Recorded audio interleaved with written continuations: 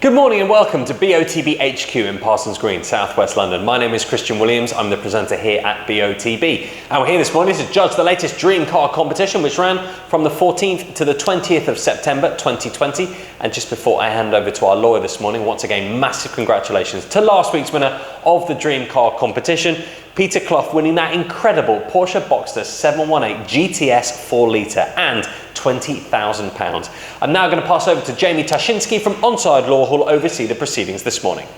Good morning, my name is Jamie Tashinsky from Onside Law and I'll be overseeing the judging this morning. Firstly, I can confirm that the data has already been sent to the auditing company Assets.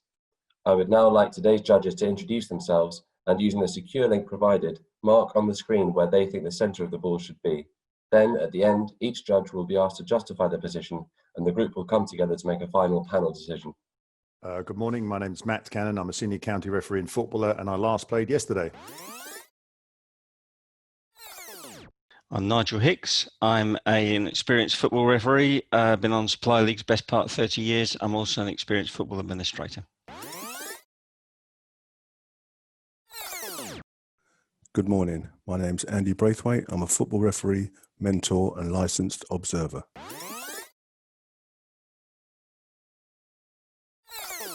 Good morning. My name's Hugh Gilroy. I'm a referee, mentor, tutor and observer. Hi, my name's Renee Hector and I play football for Watford FC Women and I'm a coach for Tottenham Hotspur Foundation.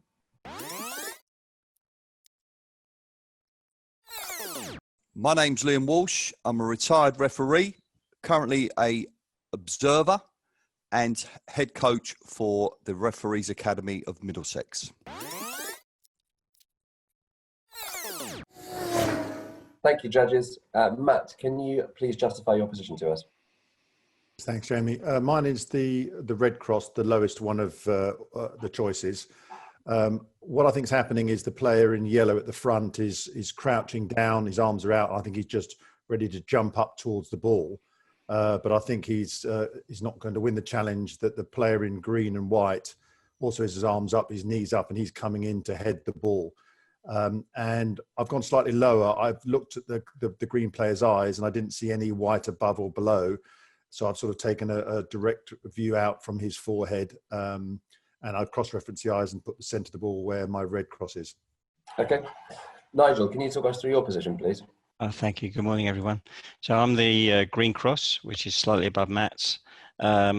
Like Matt, I see the yellow player as looking almost directly up out the top of his head.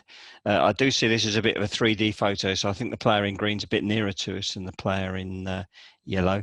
So I think the player in yellow is crouching, ready to jump. I think clearly the player in green is coming from distance, has got the jump on him, and is leaping towards that ball. And following the sight line of the two players, that's where I put my cross where I have. Thank you, Nigel. Andy, could you talk us through your position, please? Thanks, Jamie. I'm the blue cross in the centre of the picture. I feel that both players in shot both feel that they're likely to receive the ball first or gain the ball first. The guy down below in the yellow, he's intently fixed on the ball. You see, I feel he's dropping in. As we've all agreed, the centre of the ball is slightly to the left of his head, you know, the figuration of his head. So he's slightly glancing to what would be his right. The guy in green, I thought, was looking reasonably steeply. I feel that there's a good eye line showing me the direct line through where I've placed my cross, and that's basically where I believe the centre of the ball is between the pair of their eye lines. Thank you, Andy. Hugh, could you talk us through your position, please? Thanks, Jamie. Yeah, mine's the orange cross. As the guys have said, two players in shot. I just felt the player in green was jumping to meet this based on where his arms were, his body position, his leg being bent. I felt the player in yellow was just looking kind of directly above him, straight up from his position. So with the ball being slightly above the player in green and white's head, for him to come through and meet it with his forehead, that's why I placed the centre of my cross where it is. Thanks, Hugh. Renee, could you talk us through your position, please? Similarly to everybody else, I feel that both players are obviously getting ready to jump to meet the ball. I'm assuming the player in yellow is the offensive player, and the player in green and white is the defender coming through the back to meet the ball. I placed my cross a little bit higher because I felt that the player in green and white was already in the air, had already jumped. But to me, it doesn't seem like the ball was right on top of him. So I felt like it was a bit high for him to be able to come and meet the ball. And also the player in yellow is obviously crouching, getting ready to jump, but doesn't seem to have sort of made that sort of movement up to go and meet the ball yet. So I feel like it's a little bit further away than the other crosses suggest. But that's why I put my centre of the ball there. Thank you, Renee. And finally, Liam, can you talk us through your position, please? Good morning. I come to my conclusion firstly by looking at the body shape and the eyes of the player in yellow, which I think has given us all that sort of pathway. And then look at the guy jumping in the green, and I took his eye line. I felt his eyes are going straight. They're parallel with the top of his head. And I just put my cross just a little bit above that, not as high as as what Renee did, but I just felt the ball was sort of like looping in, and that's how I come to my conclusion. Judges, please could you now come to a final panel decision? For your reference, the larger white cross is the calculated average of the 6 individual selections. Okay, everyone, we've got a quite a narrow field or choice up from this guy. Renee's slightly to the left, and Nigel's ever so slightly to the right as the pictures were looking at it. So that's quite a narrow band. If we come from the green player, we had myself at the bottom and Rennie at the top. I mean, I looked at both the eyes of the green player, and I took a little bit of information from his right eye, the left as we were looking at the photograph. So I didn't think he was looking that far up, but I can understand why, with the trajectory, if we put it over the calculated average where it is coming in, that it works. If I put the magnifier over my head, I can understand why it looks a little bit low.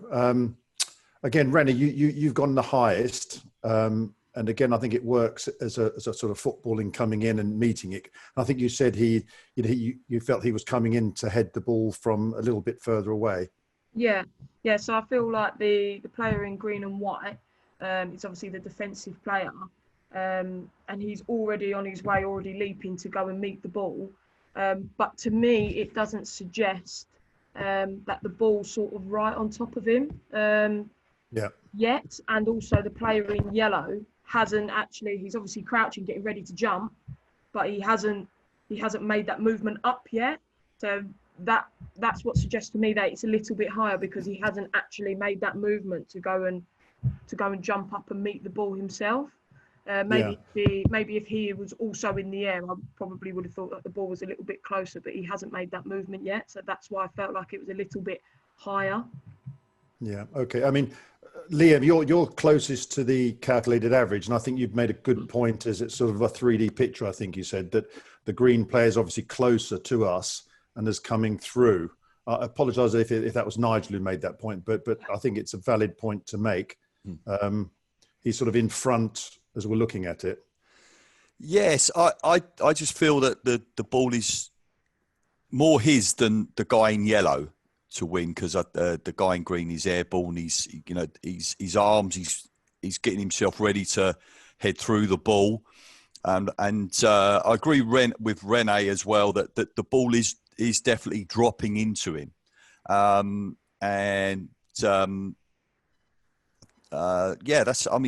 that's realistically why I've got my cross there. If I'm honest, I think possibly you're a little bit low, Matt.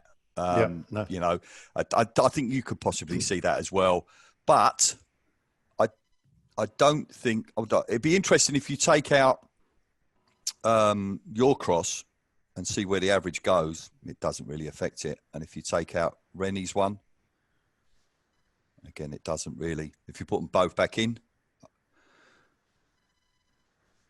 yeah.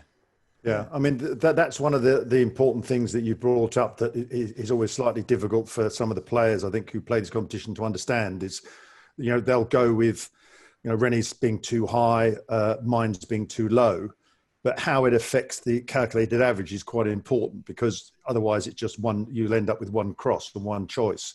Oh, yeah, no, we don't want that. But I can understand why mine looks low if I put the magnifier over the center of the ball.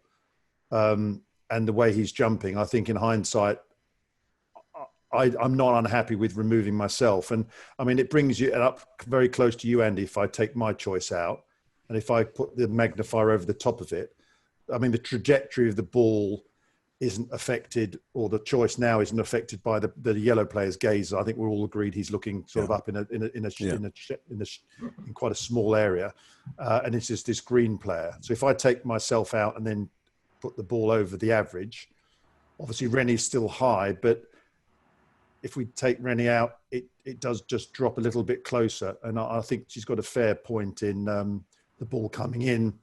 Some of us think it's dropping in, and I think maybe Rennie's thinking it's coming in with a little bit more pace. I don't know. So what more thoughts have you, Andy, or if I take myself out? And to be perfectly honest, thanks, Matt. To be perfectly honest with you, regarding my own selection, I feel that Renee's cross has to stay in because, as she quite rightly said, the trajectory is literally milliseconds of it being there, or where I've placed mine, or where the other guys have placed yours. When you did place the circle over your red cross, I personally didn't think it was that low. I just thought that his gaze was a bit higher. So no disrespect, but I feel that me, the average, even to be fair, even with yours in, the average to me is still feasible. So I'm happy with whichever way we go from there. Okay, so I'm not going to go back to Nigel or Hugh on that point, but what I'd like to do is take a panel decision to go with the calculated average with myself removed, which is I'll just highlight over the choice again. And obviously, if I put myself back in again, it does drop the average a little bit lower, and I think it makes Andy and Renee's choices look a bit high on the average. But I'm happy to remove myself and put the calculated average there. So can we have a panel vote on that, Nigel? Yeah, I'm happy with where the cross is now. I think it's very credible. Yeah. Andy? I'm happy with the cross there. Yeah. Hugh? Yeah, happier with yours out. Yeah. Renee? Yeah, I'm happy with that also. Great. And then lastly, Liam? Yes, I agree. Yeah, fine. Yeah. And thanks for your help, Liam. I appreciate it. Okay. We'll take that off. Okay, Jamie, thank you. We've come to a panel decision to judge at average with my own choice being removed. Thanks, Matt. If you're all happy with that decision, then please click submit. Thank you, judges. The coordinates selected are 1417564. These coordinates will now be passed to the auditing company assets to calculate the winner of the competition, and they will then inform BOTB. And that concludes the judging process. Thank you.